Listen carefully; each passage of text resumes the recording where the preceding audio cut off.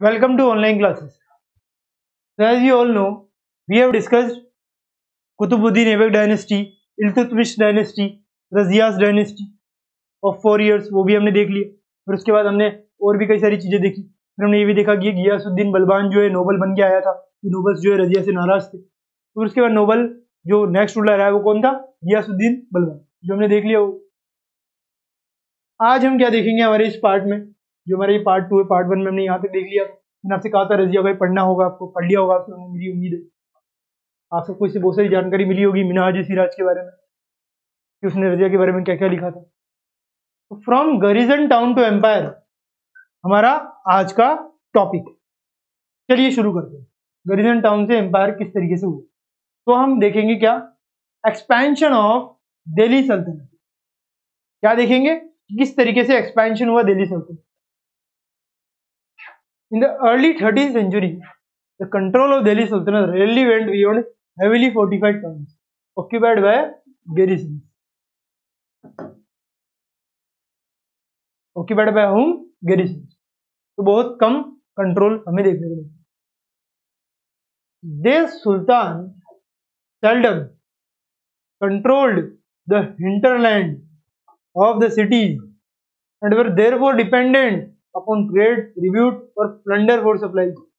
मतलब वो जबरदस्ती किया करता था, ट्रेड करवाने के लिए, सब कुछ करवाने के लिए। सुल्तान सब कंट्रोल करता था, अपना लाला लेड बना के रखता था। तो एवरीथिंग इज कंट्रोल्ड बाय सुल्तान। और सुल्तान जो है उस टाइम तक सीमित था। फिर आया, मैंने जो आपको बताया था, गियासुद्दीन बलबान आ गया नोबल रजिया के बाद। यही बता दिया रजिया के बारे में किसने कुछ क्या बोला। अब गियासुद्दीन बलबान जो है 1200 कब से 66 से 1288, या फिर अपन क्या कह सकते हैं 1266 टू 1287, यहां तक इसका शासन चला। चलिए, तो Balban was Iltutmish Turkish slave. Balban क्या था? इल्तुतमिश का स्लेव। तो देखिए किस तरीके से ये चीजें चली है। सबसे पहले कुतुबुद्दीन मोहम्मद गोरी का स्लेव, ठीक है। फिर उसके बाद इल्तुतमिश आया जो ऐबक का स्लेव, ठीक है। इल्तुतमिश रजिया आई जो उसकी बेटी। फिर उसके बाद ये हमारा गियासुद्दीन बलबान आया जो इल्तुतमिश का स्लेव था। तो स्लेव ही स्लेव एक दूसरे के सारे आ रहे हैं। इसी वजह से ये स्लेव डायनेस्टी भी आप कह सकते हैं कि उनके फाउंडर वगैरह वहां से चल रहे हैं। तो देखिए, अब Balban was Iltutmish Turkish slave. Founder तो हमने देखा ही था कुतुबुद्दीन ऐबक है। अब यहाँ पे देख लिया हमने कि भाई इल्तुतमिश क्या है, उसका स्लेव था ये बलबान, टर्किश का तो था ही सही। exerted a lot of control over Nasiruddin and eventually took over the throne in 1266। जो मैंने आपको बताया था कि भाई नसरुद्दीन जो है, ये नसरुद्दीन मोहम्मद सुल्तान बन गया था, मगर क्या हुआ, उसे ज्यादा टिका नहीं, वो अफ्रेड, डरता था। तो फिर ये बन गया गियासुद्दीन। नसरुद्दीन तो था 1246 से 1266 तक, ठीक है। 40 तक तो रजिया ही थी। फिर लड़ाई वड़ाई हुई, कुछ ना कुछ हुआ, और ये नसीरुद्दीन आ गया।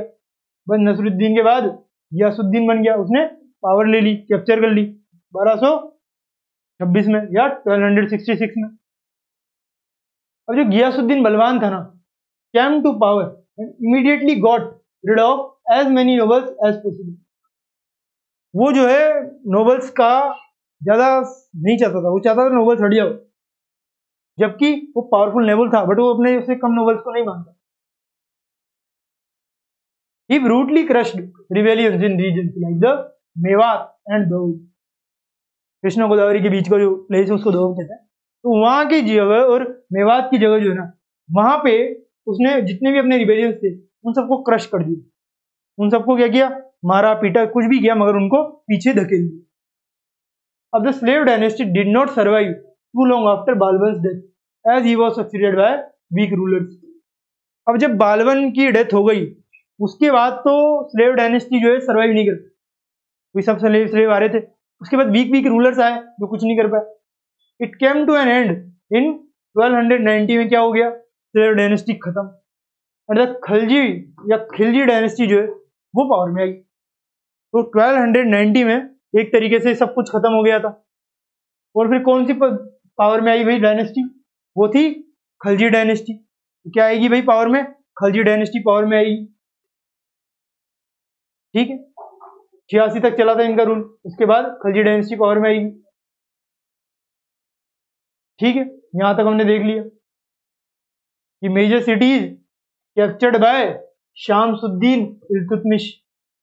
इस सारी सिटीज जो इल्तुतमिश ने कब्जा कर ली थी, फिर बाद बना गया था।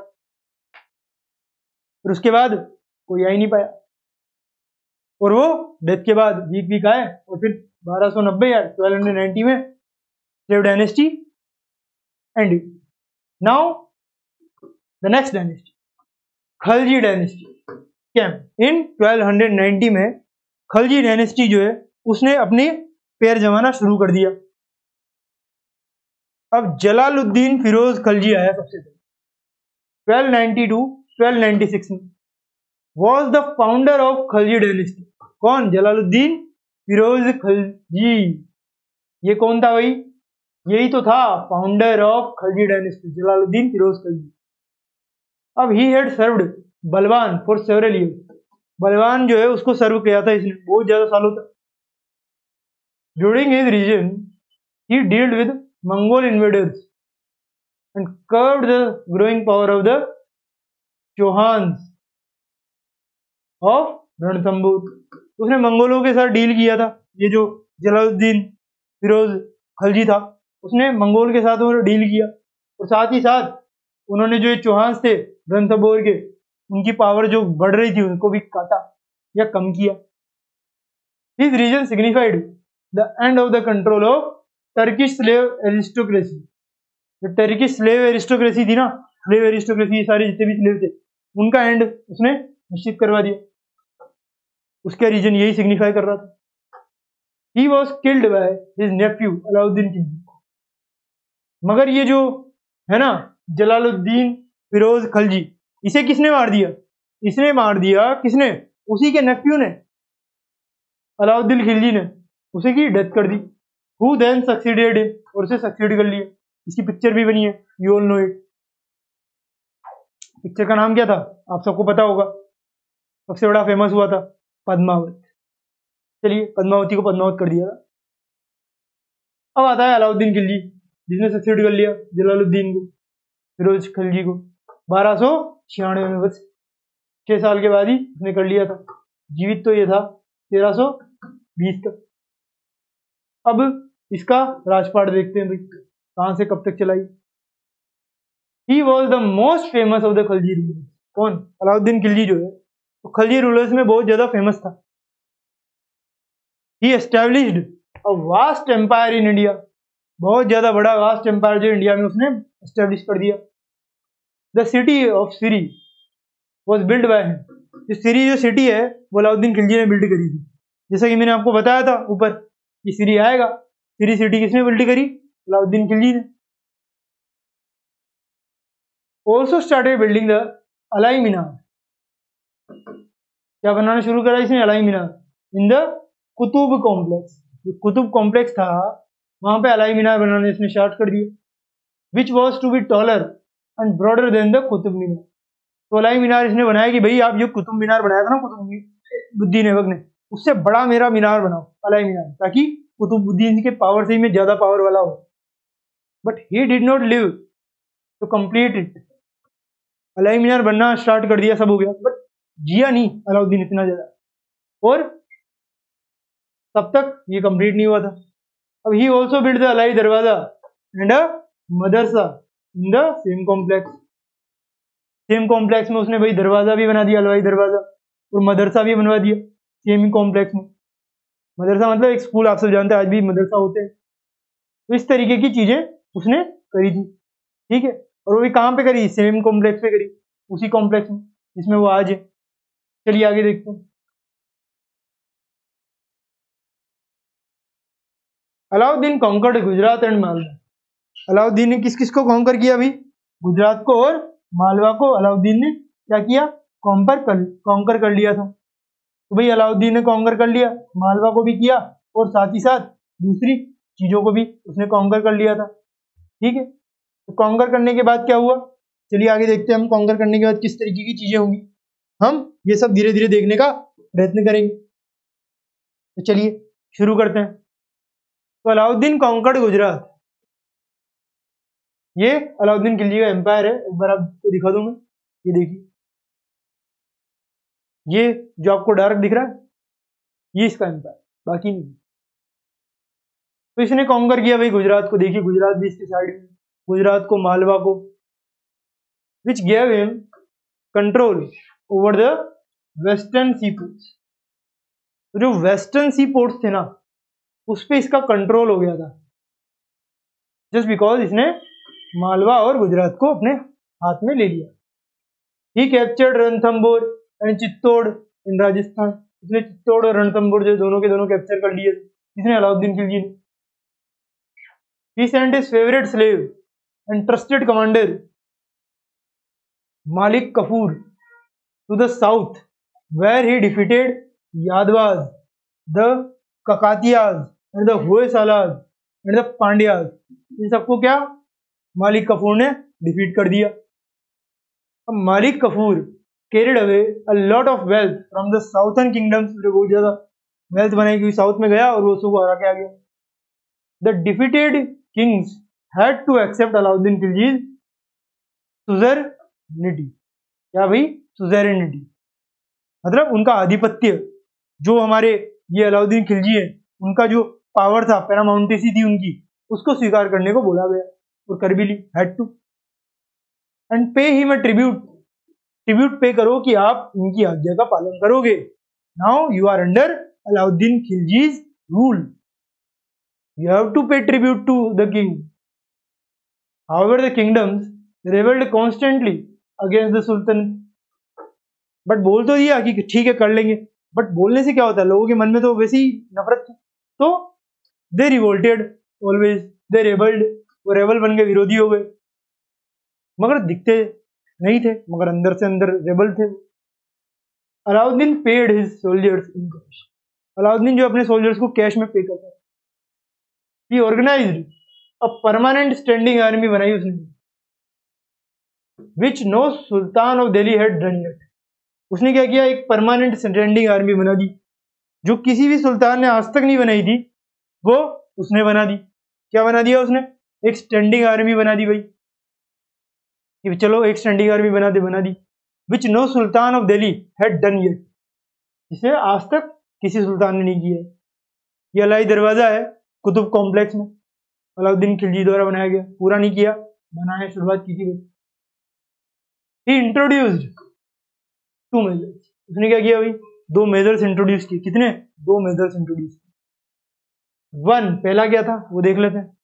One was that of branding the horses which was known as दाग।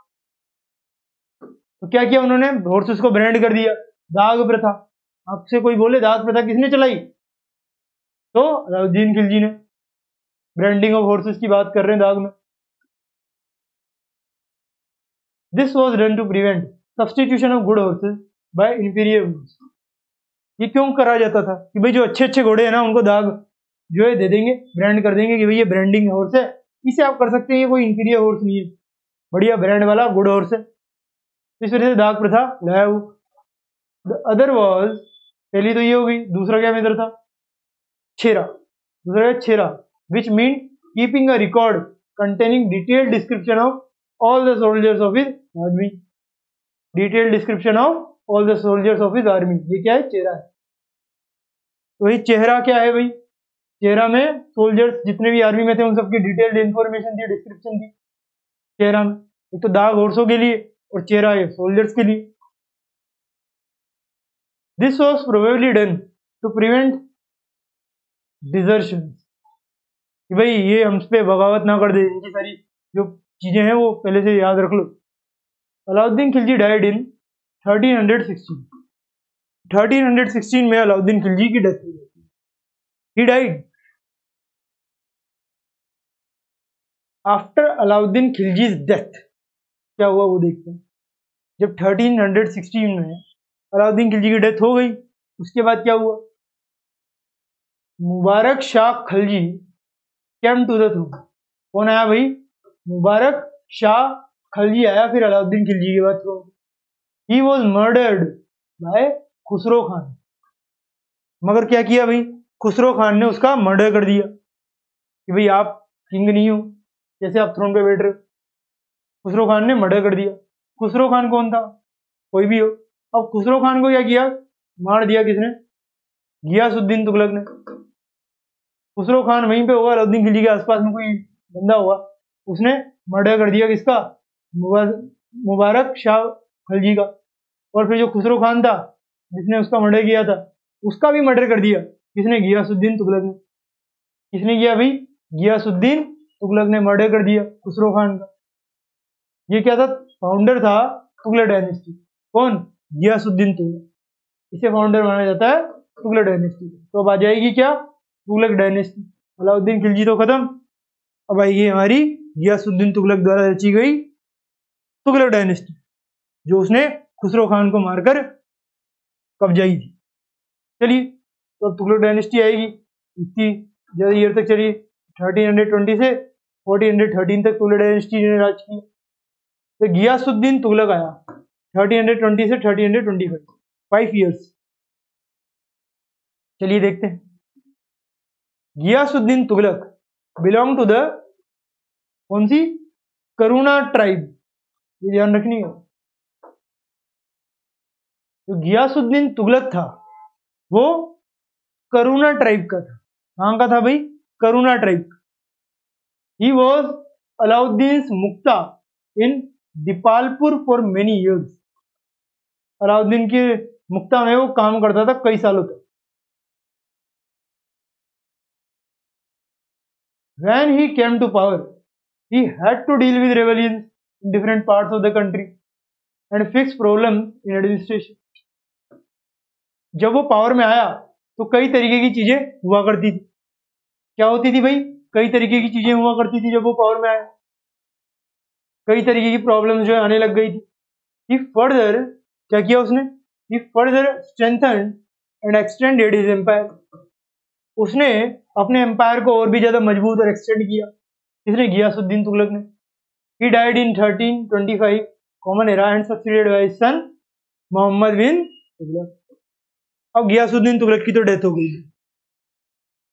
1325 में। तो आया कौन? उसका सन मोहम्मद बिन तुगलक।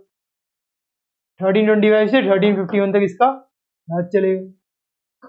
देखते हैं किस तरीके का व्यक्ति था ये। गियासुद्दीन तुगलक तो देख ही लिया हमने, he is the founder of Tughlaq dynasty, जो उसने खुसरो खान को मारकर करी। खुसरो खान ने पहले ही मार दिया था सुल्तान को। जो कौन था? मैंने अभी आपको बताया था, मुबारक शाह खलजी। उसको मारा खुसरो ने, खुसरो को मारा गियासुद्दीन ने। अब मोहम्मद बिन तुगलक के बारे में डिटेल में स्टडी करते हैं। चलिए शुरू करते हैं। तो क्रॉनिकल्स लाइक जो उसके समकालीन जो लोग थे वो कौन थे? इसामी, जो मैंने आपको एक सोर्स भी बताया था। बारानी, वो भी मैंने आपको बताया था। क्लेम्ड दैट, ये दोनों के दोनों क्या क्लेम करते हैं? उसके समकालीन जो ये कवि वगैरह थे, जो ये पोइट्स थे। Mohammad bin Tughlaq was not religious because he associated with जोगीज एंड जैन सेंट्स। तो क्या है कि जो इसामी है और बरानी है वो ये कहते हैं कि जो मोहम्मद बिन तुगलक है ना, वो रिलीजियस नहीं था, कोई मुस्लिम वगैरह ऐसा कुछ नहीं था। क्यों? क्योंकि वो जोगीज और जैन सेंस के साथ एसोसिएटेड टच में था। Many important people of the Muslim community रेबल्ड against him but he overpowered them. तो कई सारे मुस्लिम लोग उसे पसंद नहीं करते थे क्योंकि वो जैनों को मानता था, वो जोगीज को मानता था। तो मुस्लिम लोगों से लोग जो उससे नाराज थे। तो ये आप मुस्लिमों के सुल्तान हो और आप जोगीज और जैन लिटरेचर, जैन लोगों की, जैन संतों की आवाजाही को बढ़ावा दे रहे हो, तो हम आपके रेबल बन जाएंगे। बट उसने सबको ओवरपावर्ड कर दिया कि भाई आप रेबल नहीं बन सकते, हमारे पास पावर है। तो पावर से सबको कुचला उसने, जो भी उसकी इस तरीके की बातों को नहीं मान रहा था या करने नहीं दे रहा था, जितने भी रेबल्स थे उनको। तो Mohammad bin Tughlaq became highly unpopular with the people because he made decision which caused disaffection. तो मोहम्मद बिन तुगलक एक ऐसा व्यक्ति था जो बहुत ही ज्यादा अनपॉपुलर था, क्योंकि लोग उसे बिल्कुल पसंद नहीं करते थे, क्योंकि वो ऐसे ऐसे अटपटांग डिसीजन लिया करता था जो लोगों के हितों में बिल्कुल नहीं थे, और इससे लोग राजा को बिल्कुल नहीं पसंद करते थे। People were suspicious of his many projects कई सारे प्रोजेक्ट चला रहा है। There were many rebellions during his reign which resulted in great territorial losses. कई सारे रिवेलियंस थे तो कई सारी टेरिटरी भी उसने खो दी, क्योंकि रिवेलियंस आते थे और कई सारी टेरिटरीज लेकर चले जाते थे, मगर वो मर गया। He died in 1351 common era में वो उसकी डेथ हो गई। कई सारे उसने उठपटांग डिसीजन ले लिए थे कि भाई सिल्वर के कॉइन के वजह कुछ और कॉइन चला देंगे, तांबे के, पीतल के, ऐसे कॉइन चलाने वाला था। तो इस वजह से बहुत ज्यादा दिक्कतें आई सबको। एक प्लेस से दूसरे प्लेस कैपिटल चेंज करता था, फिर सोचा कि भाई वापस से वही कर देता हूँ। बहुत सारे ऐसे उठपटांग डिसीजन लिए मोहम्मद बिन तुगलक ने, मगर एंड में वो 1351 में डेथ हो गई उसकी। द फेमस ट्रेवलर जो था इब्न बतूता, जो मैंने आपको ऊपर भी बताया था सोर्स में, came to India during Mohammad bin Tughlaq rule. तो मोहम्मद बिन तुगलक का जब रूल चल रहा था तब इब्न बतूता जो इंडिया आया था, वो the member of his court for some time. Mohammad bin Tughlaq का कुछ कोर्ट का मेंबर भी था वो। Batuta was impressed by the sultan virtues and loves of justice. तो सुल्तान जो है वो जस्टिस में बिलीव रखता था, और जो उसकी वर्च्यूज थे, जो उसके गुण थे, उससे इब्न बतूता इंप्रेस हो गया। ठीक है, ये मोहम्मद बिन तुगलक का एम्पायर है। देखिए थोड़ा सा कट गया है, थोड़ी थोड़ी टेरिटरी लॉस हो गई थी इस वजह से, क्योंकि बंगाल वगैरह ये जा चुके हैं। मोहम्मद बिन तुगलक की पॉलिसीज के बारे में यहाँ पे एक लेख दिया हुआ है, अब चाहें तो इसे पढ़ सकते हैं। ठीक है, चलिए एक बार हम पढ़ ही लेते हैं। चलिए कोई नहीं, मैं आपको ऐसा करता हूँ, इसको होमवर्क में दे दूंगा। होमवर्क में इसको पढ़ के लिया ना, मैंने कुछ पॉलिसीज तो बता भी दी आपको, फिर भी आप इसे पढ़ोगे तो इनकी पॉलिसीज के बारे में पता लग जाएगा कि किस तरीके का व्यक्ति था। ठीक है, यहां तक आपको पढ़ के लाना है। अब फिरोज शाह तुगलक आता है 1351 में। जैसा मैंने आपको बताया मोहम्मद बिन तुगलक की डेथ हो जाती है, और कौन आता है? फिरोज शाह तुगलक। मोहम्मद बिन तुगलक वो succeeded by his cousin Firoz Shah Tughlaq, जो इसे सक्सीड कर देता है। और Firoz Shah wanted the support of the ulemas and ruled according to the Islamic laws. Firoz Shah चाहता था कि उलेमाज उसका साथ दे और वो इस्लाम के ट्रेडिशंस के अकॉर्डिंग, रूल्स के अकॉर्डिंग राज करेगा। ही कलेक्टेड जजिया। जिजिया नाम का एक टैक्स होता है जो कलेक्ट करता था कौन? Firoz Shah. Which all non Muslim had to pay. जितने भी नॉन मुस्लिम है सारे पे करेंगे। From the Brahmins as well, उनसे भी लिया करता था जिजिया का नाम का tax. They were generally exempted from paying this tax. और कोई भी माफी वाफी कुछ नहीं मिलेगी, प्रे व्रे मत करो, कुछ नहीं होने वाला, जजिया तो देना ही पड़ेगा। Remains of Firoz Shah Kotla build by Firoz Shah Tughlaq ने फिरोज शाह कोटला बनाया था, उसके कुछ रिमेन्स आज भी दिखते हैं। हिज रीजन वॉज रिवेलियंस इन गुजरात में, सिंध में और बंगाल में जो है उसका रीजन क्या था? बहुत ही ज्यादा रिवेलियस था। तुगलक के बाद आया था ये, इसका रीजन बहुत ही ज्यादा रिवेलियस था। He led a few campaigns to Bengal. कुछ कैंपेन्स इसने बंगाल में भी चलाए, क्योंकि वो जा चुका था। उड़ीसा में भी चलाए, नागरकोट में चलाए, which did not result in any new addition to the territories of the sultanate। कि भाई जो सल्तनत में जो लॉस हुआ है टेरिटरी का, आप उसे दोबारा करने की कोशिश कर रहे हो फिरोज शाह जी, बट कुछ हो नहीं रहा, जजिया टैक्स भी लगा रहे ताकि पैसा है। He was not able to balance the great territorial losses that had occurred during his predecessor region। Mohammad bin Tughlaq में जो टेरिटरीज खोई थी बंगाल उड़ीसा, वो अब नहीं कर पा रहा था। बट इस रीजन जो था वो mostly prosperous and goods were cheap.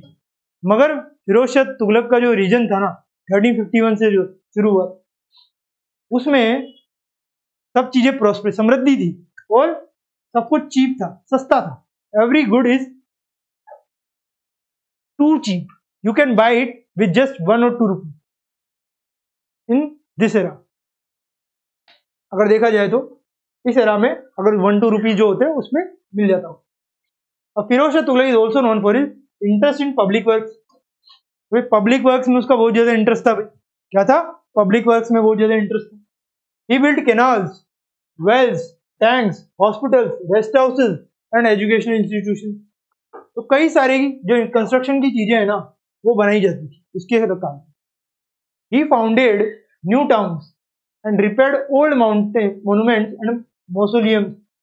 सब कुछ उसने दोबारा से बनवाया, मोन्यूमेंट्स वगैरह रिपेयर करवाए। During his reign many Sanskrit text were translated into Persian में ट्रांसलेट हो गई, मगर वो मर गया। ही डाइड इन 3088 में उसकी डेथ हो गई। सब कुछ पर्शियन में उसने ट्रांसलेट करवा दिया। अब इसके बाद तिमूर का इन्वेजन आता है, डेथ के बाद उसकी, ये तो डेथ हो गई 1888 में, 1388 में। उसके बाद तिमूर का एक इन्वेजन भी आता है दिल्ली में, तो वो देखेंगे हमारे नेक्स्ट पार्ट में। तब तक के लिए thank you very much, have a nice day.